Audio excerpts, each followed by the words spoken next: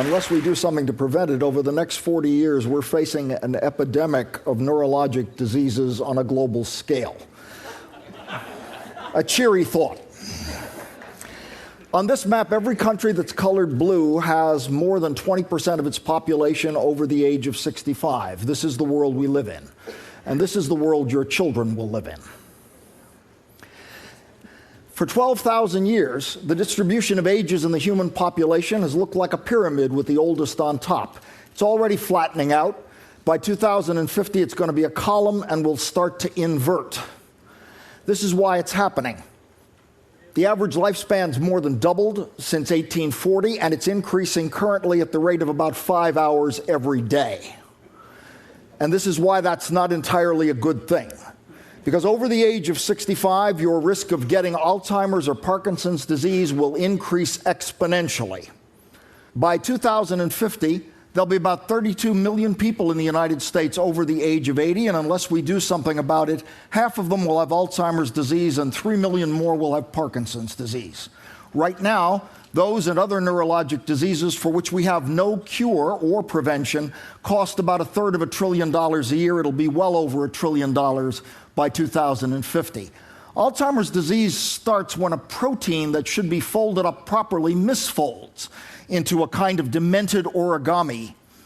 So one approach we're taking is to try to design drugs that function like molecular Scotch tape to hold the protein into its proper shape.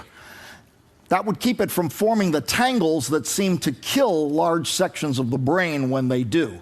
Interestingly enough, other neurologic diseases, which affect very different parts of the brain, also show tangles of misfolded protein, which suggests that the approach might be a general one and might be used to cure many neurologic diseases, not just Alzheimer's disease. There's also a fascinating connection to cancer here, because people with neurologic diseases have a very low incidence of most cancers. And this is a connection that most people aren't pursuing right now, but which we're fascinated by. Most of the important and all of the creative work in this area is being funded by private philanthropies. And there's tremendous scope for additional private help here because the government has dropped the ball on much of this, I'm afraid. In the meantime, while we're waiting for all these things to happen, here's what you can do for yourself. If you want to lower your risk of Parkinson's disease, caffeine is protective to some extent. Nobody knows why.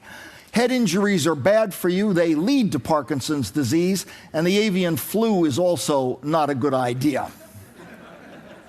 As far as protecting yourself against Alzheimer's disease, well, it turns out that fish oil has the effect of reducing your risk for Alzheimer's disease. You should also keep your blood pressure down because chronic high blood pressure is the biggest single risk factor for Alzheimer's disease. It's also the biggest risk factor for glaucoma, which is just Alzheimer's disease of the eye. And of course, when it comes to cognitive effects, use it or lose it applies. So you want to stay mentally stimulated, but hey, you're listening to me. So you've got that covered. And one final thing. Wish people like me luck, okay? Because the clock is ticking for all of us. Thank you.